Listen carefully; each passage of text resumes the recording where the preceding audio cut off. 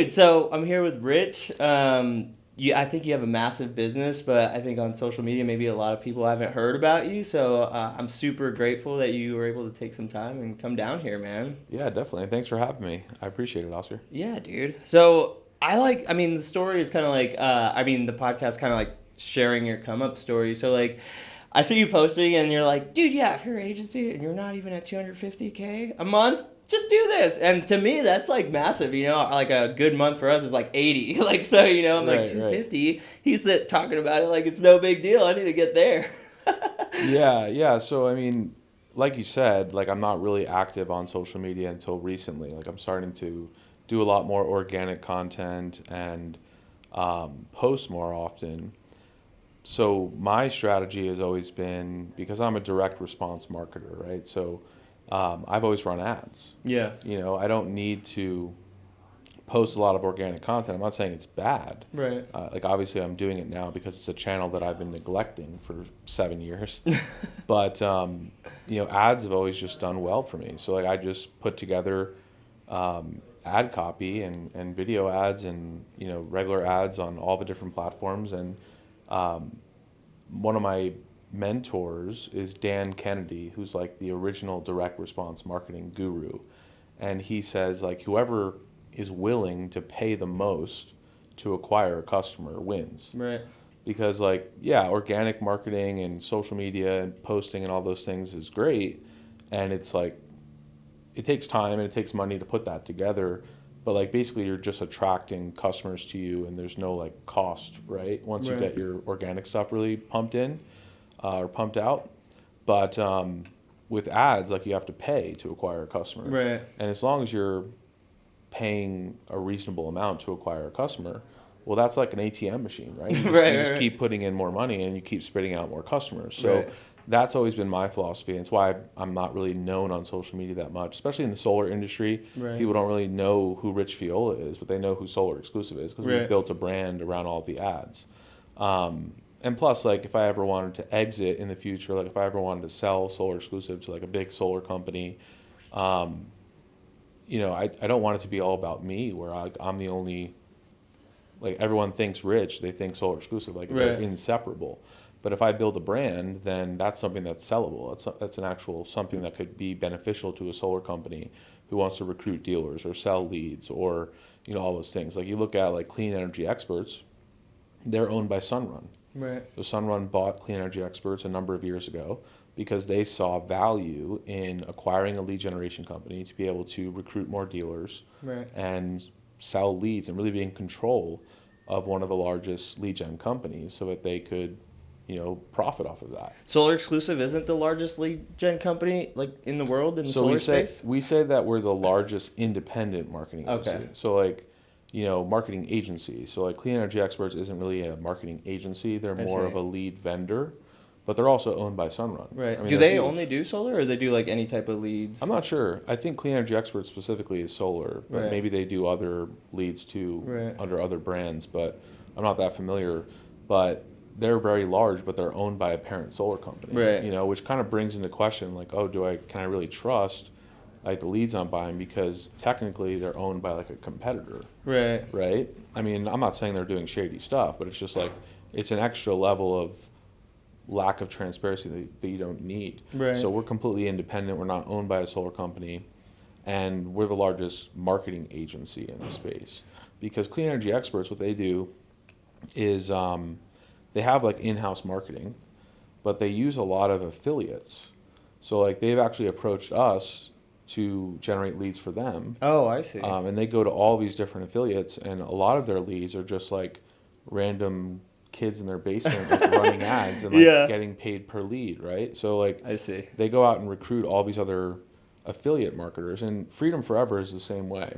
Freedom Forever has their own in-house lead gen. They're huge, probably bigger than us. They probably generate more leads than us for sure. They spend more than all of our clients combined.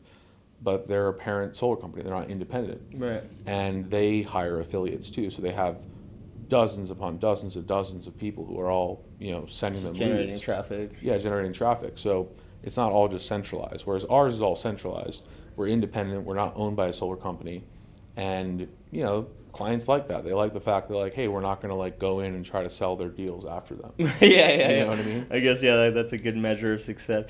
Well, I mean, safety. Well, dude, so you started 7 years ago. What did you even do before, like, marketing or ads? Like, how did you get to this position? Yeah, so I started 15 years ago knocking doors. No way. Yeah. So what were you selling? I was selling windows and roofing. Let's go. Yeah. I didn't know that about you. That's crazy. Yeah, so I was on the doors, man. Like I put in like 3 to 4 years on the doors, and I was like a manager at the company and like built their revenue a lot. Like did all the scripting and stuff. Like I crushed it on the doors. It was great.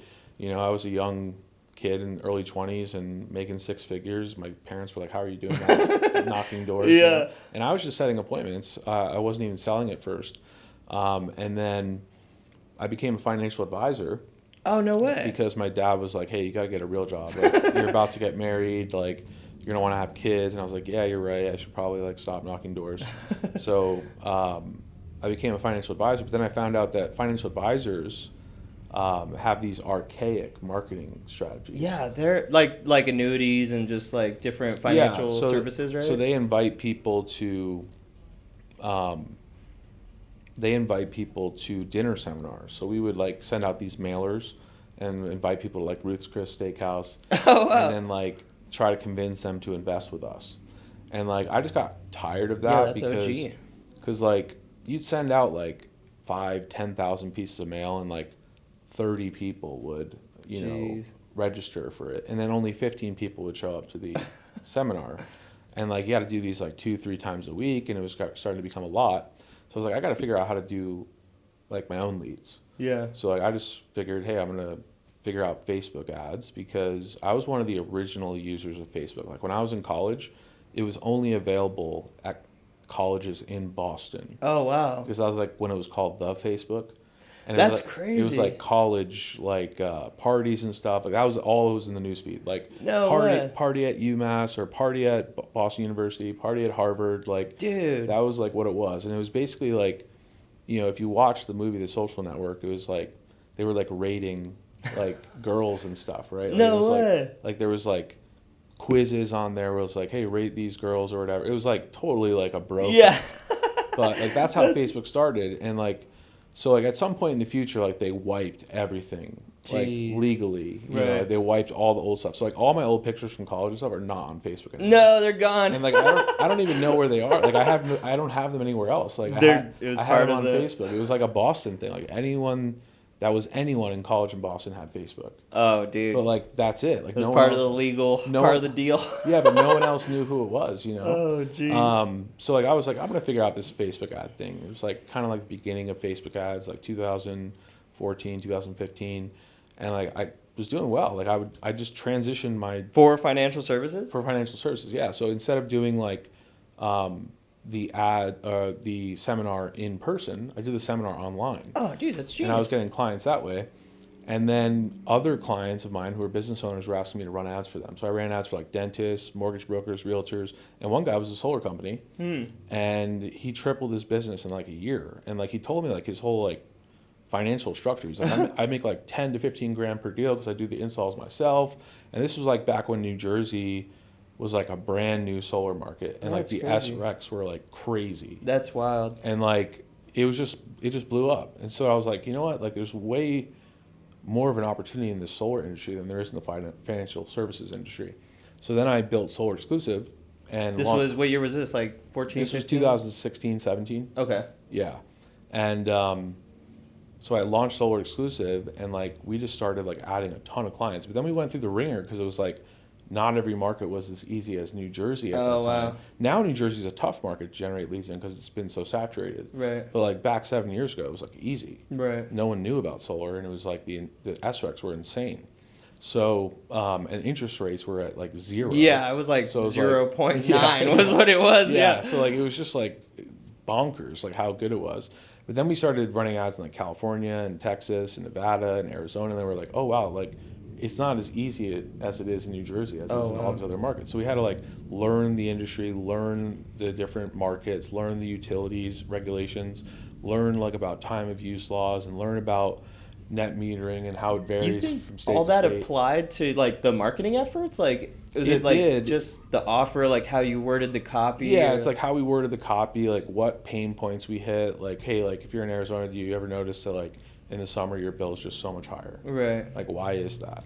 It's because of these time of use laws. So, yeah, and we learned and we grew, and then we started getting a ton of clients. And then by 2019, we had like, I don't know, 150, 200 clients. And then we started experiencing some challenges on Facebook, like where the lead costs were starting to go up. Oh, right. And a lot of the leads were like not as interested as they once were. And there were a lot of people like filling out multiple forms because so many people were getting ads that like people were getting multiple quotes. And it was like, what's going on? Like, why is the quality going down so much? And like we actually stopped taking clients because like we were like our retention went way down. Like we were like at a crisis mode. And I was just like, I'm not going to take people's money if I'm not confident that I'm going to be able to get them results. Right. So we went to work fixing the system, and that's when we started experimenting with YouTube ads and Google ads.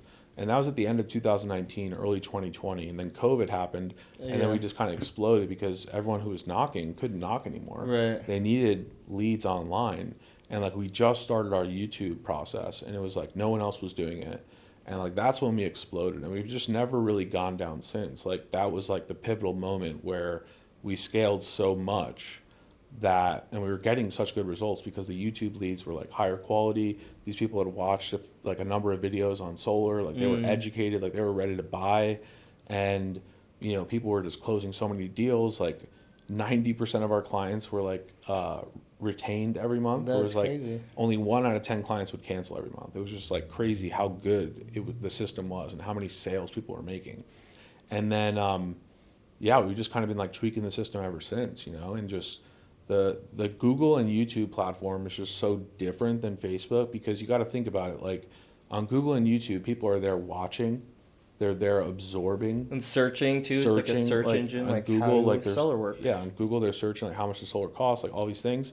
But on Facebook, what are they doing? They're just scrolling, looking at their niece's cat pictures. Yeah, escaping. They're like, binging. They're binging. Yeah, and they're also like getting in political debates where like they're just like they're just pissed at the world. Yeah. Right? Like no one's happy when they're on Facebook most of the time. They're like debating someone or like they're for arguing on memes. Yeah, trolling someone. So like it's a totally different type of lead that you get when you compare those two. So we saw that just drastically change our business, and that was like the best thing that ever happened for our business was we faced that challenge where like, wow, these leads on Facebook are really starting to suck.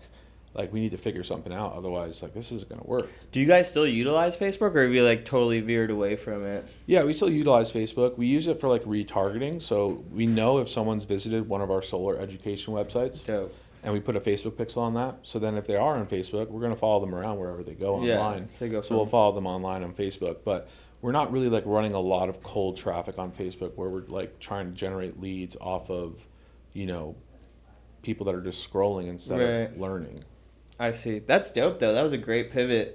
So what do you think, has been like the biggest challenge aside from like ad spend going crazy or changing in growing your like agency? What do you mean by ad spend going crazy? I mean, I guess referring just to what you said, like to where like your leads weren't converting at the same rate and you had to pivot to YouTube. I guess that's what I meant by that. Yeah, so like what changed, you mean? What was your biggest adversity in like scaling your company outside of that? Yeah, so I think probably the biggest adversity for once we pivoted to YouTube and Google was that we had to figure out a way, once we had a number of clients in like a specific region, how to make sure that the leads were still exclusive. Oh, so I like, see. So like for instance, like if we have 20 clients in San Diego, right? Like they're all running separate campaigns, but like since we're running all the ads from like our own YouTube channel, like there would be a lot of saturation where someone would see one ad for one client and then see another ad for another client.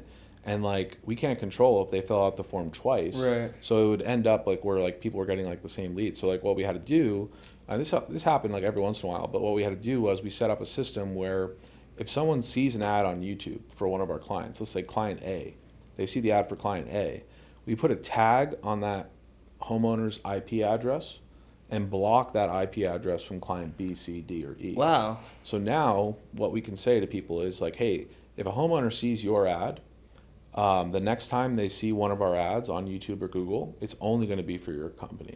That's brilliant. Yeah, so it worked out really well, and then it just kind of like separated all those things, just to like preserve that. But then also like when you have so many clients in one region, you know, the lead costs go up because like if one client's spending 50 grand a month and another client's spending 10 grand a month, well, like after a while, like there's going to be so much money going to that one area, right?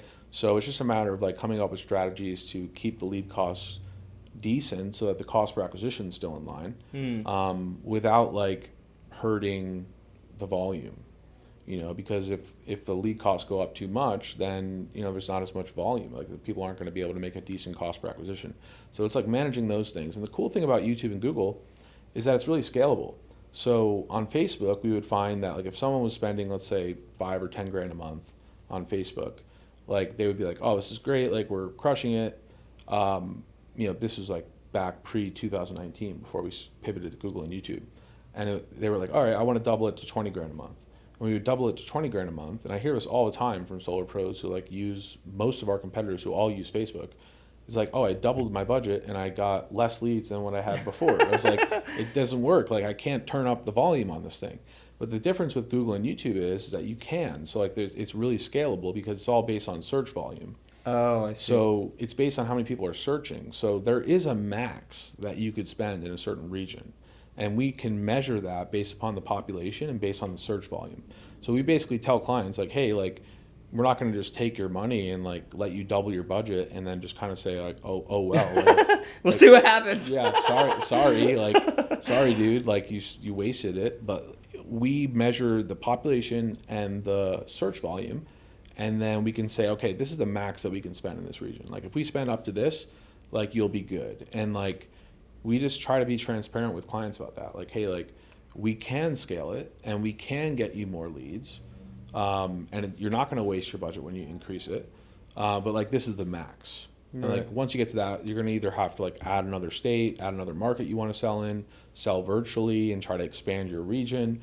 A lot of different options you can do once you hit that max. But you know, after that max, it's kind of like we're not going to take someone's money if it's just going to like waste it, you know? Yeah, that's dope. I mean, that's dope that you take so much, you just take care of your client, you know what I mean? So I've never bought like solar leads or anything, so I don't know how that really works, but it seems like you're killing it. And what you talk about, so okay, I want to pivot a little bit back. So you went to school in Boston. That's where like did you grow up there? Are you from Vegas? Or? No, I grew up in Jersey. Oh, okay. So that's where I knocked doors and stuff. After college, I went and got a marketing job knocking doors, but I grew up in Jersey. I went to college in Boston. I went to a prestigious music conservatory. What's that? It's called Berklee College of Music. Oh, okay. Yeah, it's like the biggest jazz college in the world. Like everyone from all over, like I think like 50% of their students are international students. Oh, dope. So it's like a very eclectic, very, you know, worldwide mix of people. And I went there on scholarship. So it's like all the best like young jazz and contemporary musicians, all in one place. Like, and it's not really a party school. Like we would party sometimes, but like we would like on Friday nights sometimes at like 10, 11, midnight, 1 a.m., 2 a.m. I'd be like in the practice rooms. Practicing, yeah. Like, what'd you play? I played jazz guitar. Oh, no way, dude. Yeah. I didn't know that about you either. Yeah. So I studied some piano in college. I had to learn jazz piano like for some of my classes, but I studied jazz guitar primarily. And I was like, it really taught me like discipline, you know? Really? Like in anticipation of like going to that school, like, I got a scholarship. I went to like a guitar camp that was held by the school with like 650 kids. I was like 16 at the time, and I got one of the 4 scholarships that they gave. No way! Yeah. Dude, that's sick! Yeah, it was sick. So like I already knew I was going there because like I got this scholarship when I was 16. Yeah. Well, I guess I'm not going to really care about school anymore. Like, and I just got into like the music zone and like became like really disciplined with my craft and studying and practicing and stuff like that. Did you ever try to take that as like a career or like just take that further? I didn't because when I was in college, like I had this like immense like religious experience where like I became a Christian and like I wanted to be a pastor. And I decided not to be a pastor because I really felt like God told me not to become one. Because I had a conviction that I never wanted to ask people for money to like fund my religious efforts. Yeah. So I was like, I got to get my own job, I got to make my own money, and like hopefully one day I'll be able to serve God. So that's why I went into marketing and knocking doors. And now, like 20% of our profits from Solar Exclusive, we send overseas to Asia. That's sick, dude. And we've funded hundreds of missionaries, built hundreds of churches out there, dude, and like provided clean water, like that's electricity, so dope. stuff like that. Yeah, it's so sick. So what? Like it was like such a like God thing. It was just like, hey, don't become a pastor because I have something better for you. Now like I've helped like hundreds of pastors plant churches in Asia. Dude. So like it's like, you know, that's a wild thing to look back on and just be thankful to God and grateful for, is that like, you know, I listened to God's voice. I like knew that like that wasn't the route he wanted me to take. But at the same time, like if I'm going to make my own money and like support people overseas to build churches, like on a musician's wage, that's not going to happen. Unless you're Drake, bro. Yeah, unless you're Drake. Yeah. You could have been Drake, the jazz Drake. Started from the bottom, now we're here. Yeah. Let's go, dude. Dude, that's sick. So, do you still jam at all? Like, do you play? I don't really. Yeah, I don't really play that much anymore. It's sad, actually. Like, I really wish I would play more. You know, I want to. Dude, you're a chillionaire, bro. Yeah. It's a chilling place of music. I know, like I do, but like I read a lot. I like spend a lot of time with my family, and like I don't know, I've just never really like connected with other musicians. Like music is for me is more of like kind of like it's like a group effort, right? Yeah. So like I never wanted to play like solo guitar or something like that. Like I could do some of that. I have an album on Spotify. It's like solo guitar, Let's go. Christian album, but like I put that out like 10 years ago. But yeah, it's like if I was to be in a band, I think it would inspire me to play more. Yeah. Like if I was in a jazz band or a rock band, you know, that would like inspire me to like practice more and like play out. It's definitely one of my goals to have. But we've just been so busy with the business, just working, and like now growing my family. I have a almost 4-year-old daughter, and we like travel all the time. Like we have a beach house in Malibu, nice, right down the street from Beyonce and Jay-Z, and we love to go there. Like we spend a lot of time there, so we're always back and forth between Vegas and Malibu, and it's just like, you know, I don't have the time to like go find bandmates. yeah. I mean, I'm doing bigger things with my life, bro. Yeah. So what brought you to the West Coast from Jersey? Tax savings. I mean, once we started seeing success at Solar Exclusive, because we started the business in Jersey, and then in 2019, you know, when we really started to ramp up, I was like, wow, I'm paying so much to New Jersey. Yeah. Like, let's move the company to either Texas. North Carolina was an option because we really liked Asheville. We really liked that area. We were thinking Asheville, Austin, Texas, or Vegas. So we visited all three places. We didn't want to go to Florida, even though they have no state tax. It was just everyone from Jersey goes to Florida. Oh, and really? Like, it's just kind of like nothing against Florida. Like there's nothing against Florida. Like it's just I can't stand like the humidity. Yeah. You know what I mean? So like I prefer Vegas, and like we still get a little bit of the Four Seasons, you know.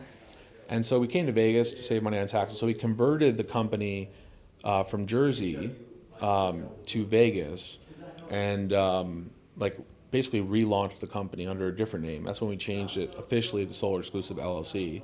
And then we don't pay any state tax anymore. So. Let's freaking go. And we love Vegas. Like it's a great place. Like, you know, it's growing, and you know, it's we've met a lot of cool people here, and we love our neighbors and our community, and it's always great because like even though we don't live in Jersey anymore, all of our friends and family want to come visit. There you go. It's like hey, let's go to Vegas, visit, you know, Rich and his family. So it works out. And then we moved my wife's parents out here to Vegas. Oh, so sick, dude. We got them a house, and they live, you know, 15 minutes from us. So it's great for like taking care of our daughter when we need it and stuff, you know, when our nanny's off or something. But like it's just like I want to eventually move like my whole family out here. I'm trying to get my parents to come out now. Yeah, but how come they don't want to come? They're like, it's just kind of like, you know, they're set in their ways. Like they like Jersey. Some of them are still working a little bit. So like once they retire, I think they'll miss not being around their grandkids and want to come out. You gotta come out, man. Yeah, exactly. That's sick, dude. Well, so you have Solar Exclusive, and I've seen you also have Advisory. How did that come about? Yeah, so with Advisory, that was born out of During COVID, when our agency really grew, at the end of 2020, I was like, wow, like, we really changed a lot of things when it came to our agency structure, because before 2020, I had like salespeople and then I had customer service people, and like a lot of our clients didn't like getting sold by a salesperson and then getting passed off to a customer service person. Yeah. So I changed up the model so like my salespeople stayed the customer service people. So they built like a long-term relationship with our clients and took care of them and like helped them through like their challenges with the campaign and all those things. And by pivoting that, that's what like really helped us grow, in not only with COVID, but also with that. So that's something that's unique for agencies, marketing agencies. Not a lot of agencies do that, like none do it. Yeah. And I kind of learned it from the financial advisor model, because financial advisors get like a residual commission when they invest with people, from my background as a financial advisor. So I just have my salespeople get a residual commission. So like, for instance, like we had this one client in Solar Exclusive. He started out on like a really low budget, like $1,500 a month.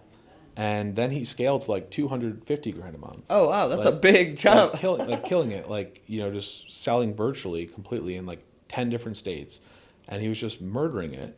And my salesperson originally, like he would have made like $1,000 on that sale. Yeah. But like by pivoting this model, he made 300,000 in commissions. Wow, just from one client? Just from one client over 3 years, and like he built like a really good relationship with that client, and like that's why the client scaled so much, because he was focused on the client rather than him just getting passed off to a customer service person, and who knows if that client would have ever done that. Right. So agencies don't think that way. So I'm teaching other agencies how to do that, how to like restructure their team so that they're really focusing on their clients and focusing on their better results. And so in 2021, I just kind of launched this ad and this funnel where it said like, hey, like I put together like this short mini course. It's $197. I'm going to donate all the proceeds to charity, because like I don't need the money. Right. My agency's crushing it. I don't need the money. Just here, agency owners, there you go. All your money's gonna go to charity. And like I did that, and like Alex Hormozy bought it. That's crazy. Joel Irway, Rob Bailey, all these like big names in the marketing and agency space. And like they loved it and like ate it up and like asked to like get on calls with me, like personal calls with me, and like coach them and stuff. And this was like 3 years ago. And then I just kind of like shut it off, because like it was starting to get to the point where people were like asking a lot for my time, and I needed to focus on the agency. But then recently last year I relaunched it in a different version of the program. And it's just kind of running like in the background, just That's helping sick, helping agencies grow. So do you still donate all the proceeds? No, we don't donate all the proceeds now because it's like high ticket. Oh, okay. But yeah, same kind of thing as Solar Exclusive. Like 20% of it all just goes overseas. That's sick. But like it's not $197 anymore. Now it's like now it's 20 grand. There you go. So we're not donating all 20. Yeah, exactly. We gotta pay some bills. Yeah, and like it's a lot more intensive for me now, because like now I'm doing like coaching with them. That's so dope, it's like though. takes more of my time. So Yeah. The other one was just kind of like, hey, like set it and forget it. Yeah. But now it's like more ongoing. That's sick. So like, how's your time like split? Is it still mostly like with Solar Exclusive, and you just allocate like a percentage of your day to coaching and stuff like that? Yeah. So the cool thing about Solar Exclusive is that it's pretty much self-sustaining now.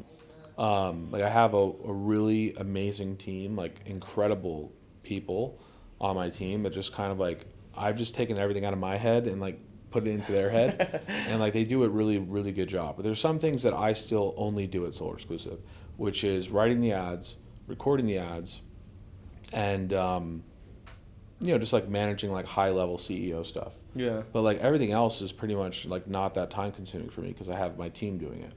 So it's probably split like 50-50. Really? Yeah. That's dope. And so I guess like I had two questions, but now this one's came to me just because of like the God. Do you have like a day-to-day type of ritual or things that you do to connect to God or source energy that keeps you like inspired or tapped into or just connected?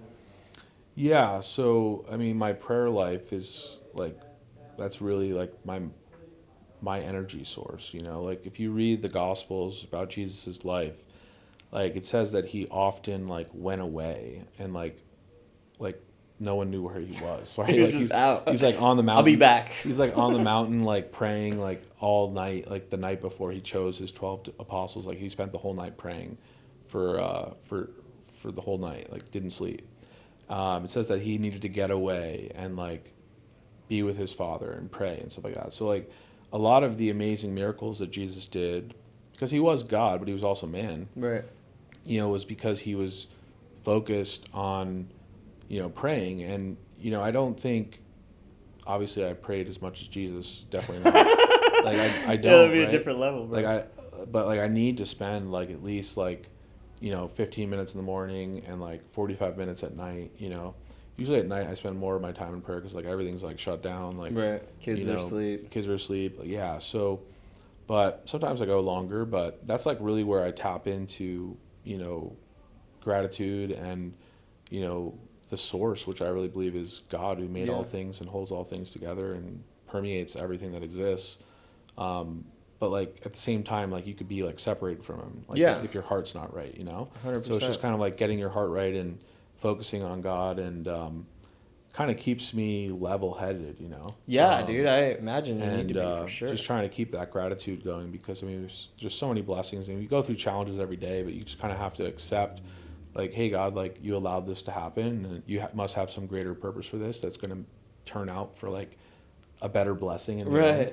You know, like Napoleon Hill said, like every challenge and difficulty and adversity you face is a seed that plants a greater blessing in the future. Yeah, equal or greater value. Yeah, equal or greater value, exactly. So it's like, you know, that's how I need to view life. And sometimes I get really small-minded and think, oh, this situation sucks. Like, this is terrible. Yeah. It's just me like complaining and grumbling against God, really, because God allowed it, and I should have faith that He'll get me through it. Yeah. Dude, I love that. So, I mean, you said you read a lot. I read a lot too myself. Like I go through like a book every week or two. So what's like a book you're currently reading? I mean, besides the gospel. Yeah, so I'm reading Be Your Future Self Now by Dr. Benjamin Hardy.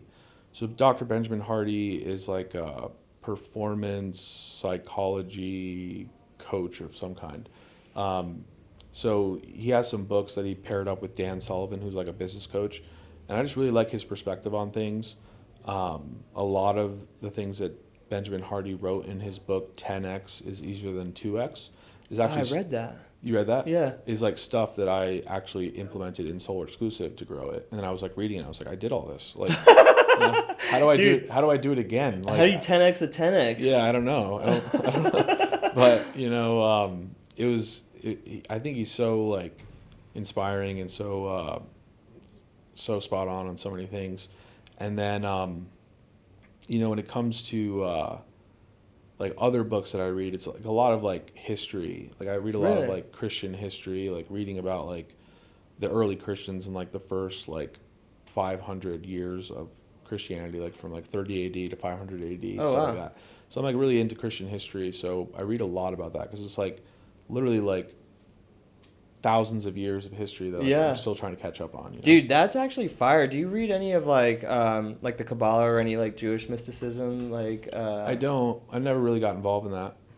So we're like, my family's Jewish, so they like they'll like study that. But yeah, the Bible goes back like deep. So if you study just the history of it, like I feel like all the secrets of the universe are already in there. Like, you know, everything that God had to say is already there, and then it's just been, you know, pulled out and elaborated by different people in different books and different forms. But so I think that's a brilliant place. I've never thought to like just study history. And that's kind of like along those lines, like the stuff that I read, like the early Christians, like they were all Jews primarily. So it's like a lot of Jewish history too, and it's a lot of, you know, like the early worship of the Christians resemble very much the Second Temple Judaism period and like synagogue worship.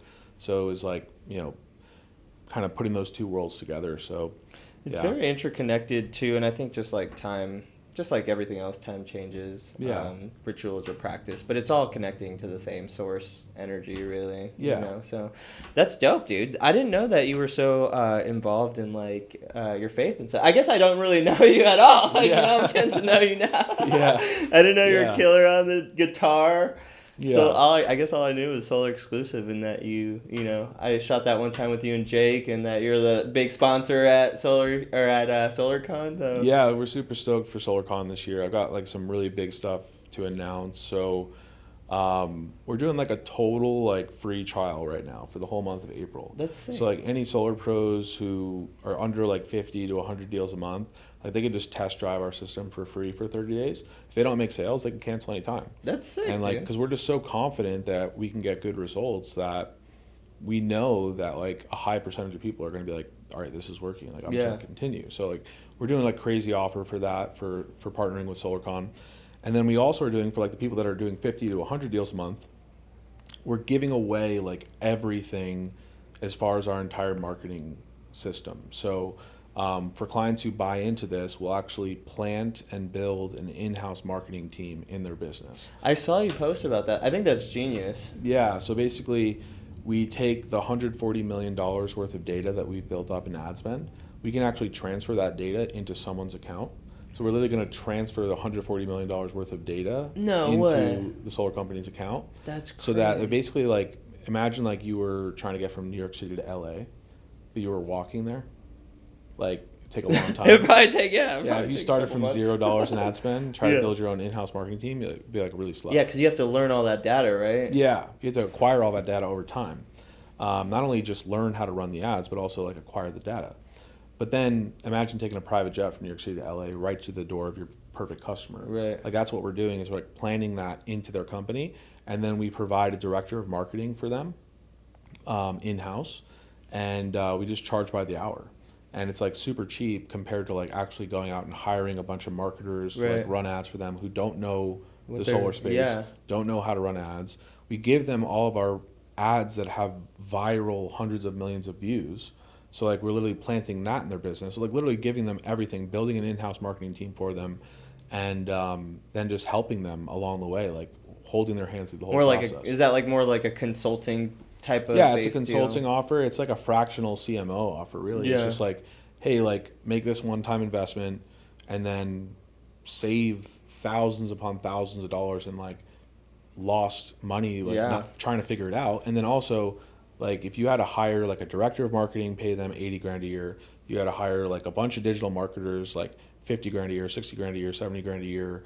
Like you have to get a team of like 5 people to manage all this stuff. Like we're just going to provide it on an hourly basis, which is way cheaper, and give them all of this like leg up with all the data. Yeah, and all the creative and everything too, all the right? creative, and then just basically walk sales them. Copy. That's huge. Yeah, it's huge. So like we're only doing it for like installation companies, EPCs with inside sales teams, or like big sales orgs that are doing at least like 50 to 100 deals a month. They're the only ones that are going to really benefit from that. Like, we're not going to give all of our data to someone who's just some solar guy doing 3 to 4 deals a month. You know? You're like, bro, I just got in the industry. I want to sign up. Yeah. I mean, they could test drive our system for 30 days, and like, you know, they don't need to invest that type of money to like build that in-house. You know? Yeah, dude, I think that's a massive offer. So I think that, I imagine it's going to kill it at SolarCon, dude. Yeah, I'm super excited to announce it. We're stoked. So yeah, I'm speaking on the main stage the first day right before lunch. And on that talk, I'm just going to be like talking about like the state of the industry, like in marketing side, and like how to, use YouTube and Google to like get a flood of sales in your business, and kind of like break down our ads and like how we build things. And it's going to be really informative for people, even if they don't use Solar Exclusive. Yeah. But then also talking about like all this stuff that's happening in the marketing space, like with lead gen laws changing and like the FCC passing this new law. Yeah, that's, like, I heard you talking about that. Yeah, it's like banning auto dialers. So people aren't going to be able to just throw a bunch of homeowner data or age leads into an auto dialer anymore. It's like totally illegal. So they're banning AI appointment setters. So like everything's like banned. That's so, wild. Like, yeah, so like you're going to need exclusive leads going forward. So you have to figure this out. Either you have to build an in-house marketing team like we're going to do for like these big companies. Yeah. You're going to have to do that yourself, or you're going to have to hire a lead vendor that actually does exclusive leads, because there's really no other option. The shared leads are going to get so expensive because it's going to be so hard to get consent for every single company that people want to be called by. So like for instance, if you're like going to Home Advisor or you're going to solarreviews.com or something, and you want to get quotes from like multiple solar companies, instead of just filling out the form once and pressing a button, you have to press it for each 7 different times for how many solar companies you want to talk to. So like that's going to make the cost of shared leads really high, which is going to make it cost prohibitive at that point. Yeah. Because it's hard enough to get people to fill it out once. Yeah, one time is a challenge. Yeah. So if you have to fill it out 4 or 5 times, like they're not going to like willingly give away their contact information to be like spammed by 5 people, right? So it's going to be a very challenging landscape that we're facing. So I'm talking about all those laws, about all those things, how it's going to implement, how it's going to impact like all the different solar companies. So that's the first day on the main stage, and then a couple hours later after lunch, I'm speaking on a breakout stage, breaking down this whole in-house marketing team offer. That's sick. And super stoked for that. So that's gonna be sick, dude. Yeah, I'm excited, dude. Okay, so one like a last, I guess, general overarching topic that you talk about is agency arbitrage. That's actually, you're the first person I've ever heard talk about it. Would you like care to expand on it or elaborate? Kind of like so like 0% person going from 0 to 250 agency. Yeah, so for like marketing agencies, like people are getting into marketing agencies right now. It's like a big thing. Like people are trying to figure out, how can I quit my job? How can I work from home? How can I do remote work? How can I make good money so I can pay my bills and like not have a stressed out life? And like people have been saying that for years for agencies, right? Like start an ad agency, like it's great business and all this stuff. But like then you start an ad agency and you realize this is more stressful than anything I've ever done. This is the most stressful thing I've ever 10 done. 10 people calling you all day. Yeah, and it's like stressful and like you're like working 18-hour days. Like that's how it was when I started my agency. It was like stressful and like I ended up in the hospital because I got so stressed out. Dude. Like just like drinking too much caffeine, not eating, not sleeping, like just crazy. Like it just burnt me out. So like when I pivoted my agency to go on that other model that I talked to you about before, that I'm teaching people with advisory, it's really kind of like you're a silent owner because you don't have to do the sales yourself, you don't have to do the customer service yourself, and you don't have to do the fulfillment yourself. So like I teach people how to start an agency where they hire salespeople and appointment setters and they pay them on a commission-only basis, and then I show them how to like set up the system for the ads. Like, yeah, sure, if you want to record your own ads like I do, that's fine. If you don't want to, you can hire other people to record your ads for you. But like all of our ads, like the actual like tinkering of the ads and stuff, we just train people overseas to do that. That's dope. So like it's like my brain of like what I would do on the ad platform, but just executed by dozens and dozens of people overseas. Because like when we have hundreds and hundreds of clients in Solar Exclusive, I can't manage all of those ad accounts. Like it's just crazy. So like I just show them how to set up like something like that. So it's all outsourced. And then, you outsource all the sales. And then the sales rep is taking care of the they're taking care of the clients, so you're not having clients call you every day. Right. And it's just like a stress-free agency life. Like no one else has really talked about how to start an agency that way. So that's like genius. I don't know if anyone ever learned how to do that. Like, I think you might be the only person. You're the first person I heard say those words, agency arbitrage. Yeah. Huh. Because like arbitrage is like genius. Arbitrage is like when you make a little bit of money on the middle, right? Right. Like you leverage some asset to make a little bit more, right? Like people do this in stock trading all the time. They'll buy a stock low and then they'll sell it high. Or the Amazon stuff. Yeah, or Amazon, like they arbitrage the money in the middle. So it's the same kind of thing, but just with a marketing agency instead. Huh. And then you just, implement the systems and hire the systems accordingly and then just let it rip, right? Yeah, and that's what we show in the advisory program. So with advisory, do you guys like teach like other niches and stuff besides just like solar or like? Yeah, it's all different niches. Like I don't everything. even accept anyone that's in solar. Oh really? You're like, we own solar, but I'll show you how to do anything else. You're not competing against us. Yeah. That's cool though. That's sick, dude. I think that's genius, and I think that's a brilliant business model. I mostly just do like a video production agency, so we mostly focus on production. We don't do any of the ad stuff, but if I were to start an ad, you know what I just started doing, like on a personal side, is coaching videographers on how to go from like 0 to 10K a month, which that seems to be pretty lucrative. And I never thought to like share that information. I thought anyone could do that. I was like, that's so easy. Like, but I guess people can't do it. There's a lot of people struggling with that. Yeah, dude. I mean, it's probably how you consider like, you're not making 250K a month. Like, what are you doing? Anyone could do that. Yeah. So it's like the same, I guess, like levels of mentality. So if you were in my position, how would you get a video agency to 250K a month?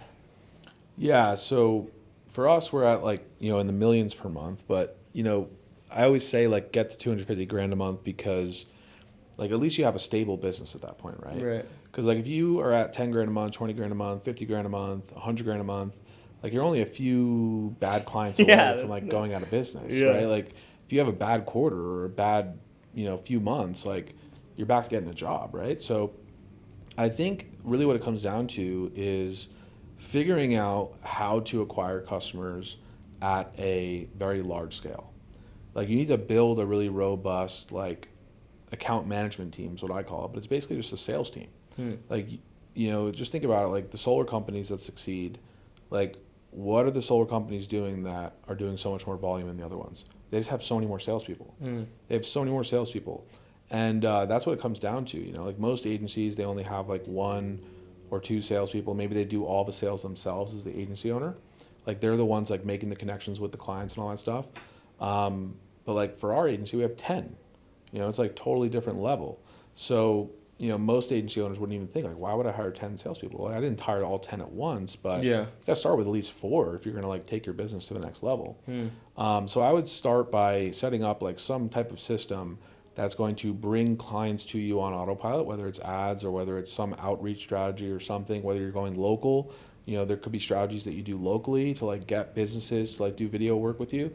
But if you're doing it like, broadly and you're willing to travel to people, then like you can really maximize your ads and stuff and get people to do that. You could do it, where you travel out to them for a day and charge 25 grand to like put together like a whole like suite of stuff that like that would work for that business. It could be a variety of different packages. Selling bigger packages, getting clients on like a recurring basis is like important. Like if you can get clients to like continue on a consistent basis rather than it's like project based, I think that's essential, because if it's all project based, you're kind of like, you might have 80 grand one month, you might have 20 grand another month, you might have, it's all over the place. Right. So there has to be some consistency in revenue. And but building the sales team, figuring out a system to like attract customers to you, and then also, getting that recurring revenue, and then just kind of like once you find a system that works, just throwing gas in that fire. Maybe even niching down. Like, when it comes to video work, I would think that, a lot of videographers work with a variety of different clientele. They're generalists. They're basically like, good at a lot of the same things, like generally, but they're not like a master of one industry. So I think like focusing in on one industry would probably be more successful than trying to like be a jack of all trades. Right. Yeah. That's great advice, bro. Thanks. Are you yeah. going to charge me for advisory? 20 grand. Damn. It was worth it. Yeah. No, yeah, we're kind of in that space. We focus on solar clients. We do like social media content. We sell like recurring retainers. My biggest challenge that I found was like on the operations side is like hiring enough videographers that are like have enough sense, because they have the customer experience. Like, it's like you can't just send like a retard monkey to like deal with a 25K client, Right. So like hiring good quality videographers has been like the challenge. And then editing team. So I had a full editing team in Vegas, and then I started outsourcing it overseas. And that like, dude, cut my costs like so significant, like 35% cost saved, like boom, just like that. So that was dope. And then I think you're right, is the acquisition model is what I need to work on. And then just, you could always hire more videographers, just like even train them. That's one thing I started doing, is like running through a whole training, like having them go through a course that like shows them how to deal with the client, what to do, like how to export their footage, like literally step by step. So like systemizing their training also, I think, will help, instead of looking for like unicorns. It's like just train a guy, Yeah, this is just something off the top of my head. I don't know if it'd be viable, but like I would think like here in Vegas, like there's so many people like with the school system is like 49 out of 50. Like it's the not worst good. school. It's like the second to worst state for school. Well, what are you gonna do with your daughter for school? We do homeschooling. Oh, okay, yeah. Yeah, but we'll get like tutors and stuff. But like if you were to like put an ad out there like in the school system, like for seniors who are like approaching graduation, like, hey, like, are you not sure if you're gonna go to college? Like don't know what you're gonna do? Like, come to my videography school, like charge tuition. Whoa. And then just train them from scratch, and then just give them a salary job at the end. That's brilliant. There's like no like FCC laws around like having your own school or anything. It's like Well, you could be just a course you or could just be like you just say it's not accredited. Like you're not going to claim it's like an accredited this course. is not Berkeley, but Yeah. I'll show you how to make some fucking videos.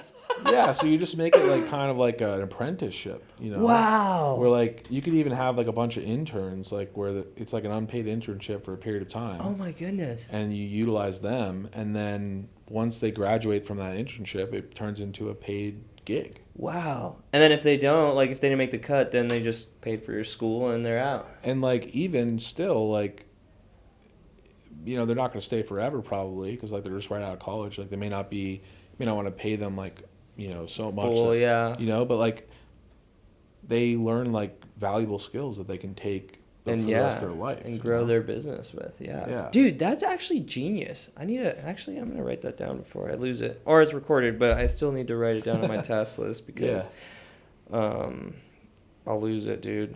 And I think that this is a genius thing, like the consulting, the education. This is like an expansion of the education business. Right. School, high school kids. Sick, dude. Dude, yeah, that might have made me millions right there. Now for sure I'm going to have to come back and pay for advisor. Dude, I love the way your mind thinks in like scalability, and I think that like people get, including myself, you're only really limited by your own beliefs of like how big you can make something, and I think that you've grown Solar Exclusive so big that your way of thinking is very like already at a high scale. Like you're I feel like just that idea, you're able to conceptualize like a scalable thing, like a little seed that could just grow so big. Yeah, well, there you go. There you go, bro. 20K. Oh man. Well, you need to start a podcast. I gotta come on yours, dude. Yeah, let's do it, man. I gotta get a studio. I gotta find some time first. I'm gonna play some guitar before you get that far. Start the podcast, dude. I'd love to hear you. I actually how I got into media was music. I was like music producer, and I produced music, and I tried to follow that career route, and it was just like I was always broke, and like, you know, doing engineering sessions and like charging little things, and the videos was always making the money. I was like, dude, I'm like doing a video here and there and paying my bills. Like, why don't I just try to grow a video company and then see where that goes? And that was... Yeah, it probably would have been a lot smarter for me at Berkeley to like study engineering, because I probably would have been able to get like a job in Nashville or like LA or New York or something. But I studied jazz guitar performance. That's like literally what you went to school for? That's like, yeah, so that's like basically like you're going to be playing until 3 a.m. in the morning, like these dingy clubs, and and like you're gonna live on peanut butter and crackers and stuff. So it's just like, you know, it was like halfway through college I kind of realized, like, do I really want to do this? Like, I love jazz, but do I really want to like dedicate my life to this? You know, and it was just like, no, I'm gonna change my mind. Is that when you started going to school for like financial advisory stuff, or? No, so right out of college, I finished school because like got that diploma. Yeah, it was like halfway through school, like. None of my credits are going to transfer anywhere. Like, I'm like studying jazz guitar, you know, like I'd have to start over from scratch to go to school again. I'm like, I'm not going to go into debt. Like, I have a scholarship here, and like, so I finished my degree, and then I just went like, all right, well, I got to make some money, and went on Indeed and saw like this marketing job, and it was like, if you were like, you know, like I was a waiter in college, like, you know, to make extra money. It was like, if you're a waiter, you have like good personable skills and stuff like that, like come check us out. Like, we're teach you how to have a marketing career. Yeah. And it's like I show up and they're like, all right, we're gonna be knocking doors. You're like knocking doors. And I'm like, wait, I didn't sign up for this. Like, it's like, yeah, well, this is what we're doing. And like they trained me on knocking doors, and that was actually for like selling cable. So like I was selling Verizon, switching people over to Verizon Fios. Oh, dude. And then like 3 weeks into that job, some other kid was like walking down the same street as me, knocking doors. He was like, hey, what are you knocking for? I was like, Verizon. He was like, oh, I'm knocking selling Windows. You should come work for my company. They pay a lot more. Like, I made like 80 grand last year. And I was like, oh, dude, let's go. And then like little did I know, he got like a $2,000 bonus for like for bringing you on. For bringing me on, yeah. But like it was great. Like, it was a great company culture, and like just door knockers, and it was like totally changed my life. And it was like, you know, that's how I got into the marketing thing. So I just like talked to so many people at the door, and like I crafted my own like unique script and like trained the whole crew on it. That's crazy, and like dude. it was like, yeah, it was amazing. So it was good good experience. Just going back to, like, you know, there's a lot of solar lead gen guys out there who are just like, you know what, like door knocking's the devil. Yeah. Like door knocking sucks. Like I never say those things because like I'm a door-to-door guy myself. Like I can't. That's right. Like, I'm part of the door-to-door tribe, right? So like I'm not gonna knock door knocking. You know, like I'm gonna say like, hey, like it works. Like it's just that at some point, if you don't want to knock 6 days a week anymore, and you don't want to be away from your family, and like you want to go back to like knocking 2 days a week, or maybe just knocking around the sales that you get from online appointments, right? Like you could have a much more stable life than you know when you're bringing clients to you that are knocking on your door.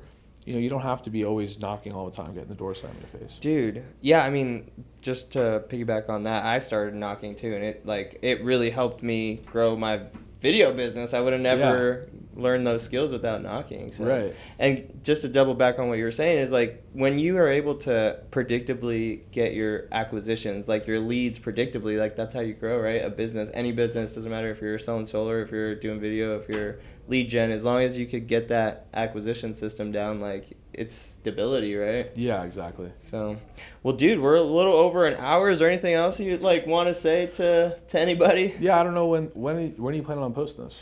Probably, I don't know, in a week or so. All right, cool. Yeah, so yeah, drop it pretty quick. Definitely come check out SolarCon for you solar peeps. Let's go. If you're posting it next week, it's like a week before SolarCon, so definitely come check it out. I'm speaking on day one, show you how to build your own in-house marketing team if you're doing 50 deals a month. And if you're not, check out solarexclusive.com. If you're doing less than 50 deals a month, we're doing a 30-day free trial just for the month of April. Like literally, I can't do that forever. I can't give it away for free, but like you could literally just test drive it and make some sales and walk away if you want, or you could scale it up. So happy to meet with you if you check out solarexclusive.com. Dude, check out Solar Exclusive, the best lead gen in the game, the biggest solar agency in the world. I'm honored that you're able to come by, bro. Yeah, thanks. Thank you so much, bro. Yeah. Peace. Peace. That was it, dude. All right, awesome. Done. Sweet, that was fun.